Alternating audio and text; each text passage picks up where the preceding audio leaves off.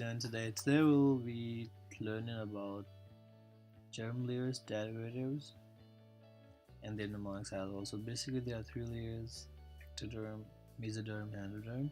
I will talk about ectoderm. Ectoderm is the most outer layer, while mesoderm is the middle layer, and endoderm is the most internal layer. So we'll talk about ectoderm. So basically I divided it into three categories: the surface ectoderm, and neural tube, and neural crest. And then I'll tell you guys the mnemonic for each. Alright, so let's start with ectoderm. Ectoderm, so we're gonna start from a nasty mnemonic. Let's imagine we have an African girl. African girls are very famous for their perfect figure, this way and then this way, and then that's how it goes. And that there's their face, definitely. Then, there is something which is called mammary glands. So, there's African girl, she, as you guys have seen her, what you do is like your lens, but basically your eyes see, and then your skin feels perfectly shaped mammary glands, right? Well, there is other thing, but we're just gonna talk about mammary glands for now. So what stands for lens? Lens is obviously for lens, and what stands for C is for your for the sense. And then N, it stands for anus. Well, that is another perfect thing you probably like about the African girl. Talking about skin is made up of surface ectoderm. Then its feeling is, I can't really relate with anything, so I gotta relate it with an olfactory. So I think you guys can relate with olfactory, like smell. And perfect, and the last these three, they're all glands, like parotid gland, sweat glands, and mammary glands. Of course, mammary glands is from mammary glands. This is sweat glands, and this is parotid glands.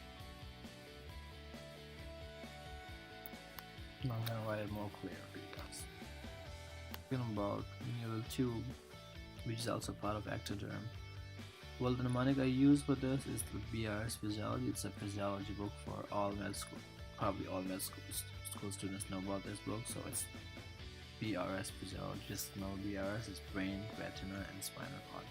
They're the derivative of neural tube. Basically, the derivative of ectoderm, but if you go more specific, they are derivatives of neural tube. Now I'll talk about neural crest. We'll talk about neural crest. So the mnemonic I use for this is little Pam sat on my cushions. Pam is a cute girl. She came to my house and they sat my cushions. So now we're going to take a read of our mnemonic here. Little stands for laryngeal cartilage. Pam, which is P, stands for parafollicular seed cells, and PNS as well. And A stands for adrenal medulla. But it's A and M, you can relate like adrenal medulla, and M stands for melanocytes. SAD is for Schwann cells, like I missed an M here. You can just ask this. Schwann cells. ON stands for odontoblasts. MI is for myotic plexus. And the cushion is for endocardial cushions. So here is all for endoderm. Talk about mesoderm. Mesoderm is basically meat layer, the middle layer, or the meat layer.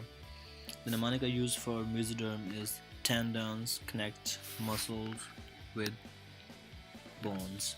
That's very easy one, right? And then we have lax vagina. So it's basically all the things which involve the muscles and everything.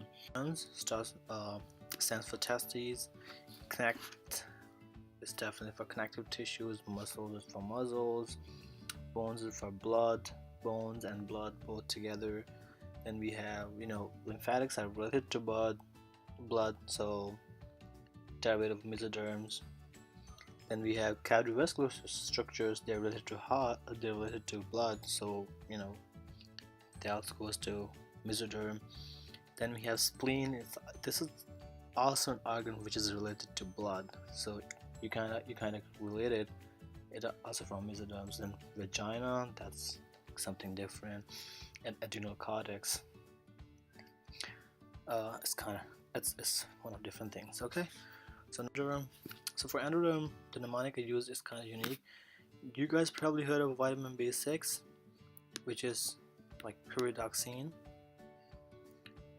and it goes through, this is human body, this is of course the gut,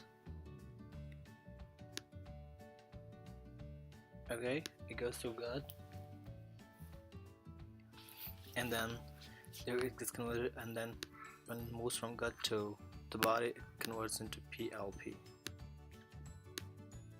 which is a cofactor for transamination, which goes to the liver, and the cofactor for transamination, you guys read this in vitamins and biochemistry. So vitamin B6 pyridoxine gets to the gut, and from gut, when it goes to liver, it gets converted into PLP. So that's our mnemonic for endoderm derivatives. Let's write it down here. Pyridoxine B6 gets into gut and comes PLP and liver. Well, you can do it as liver.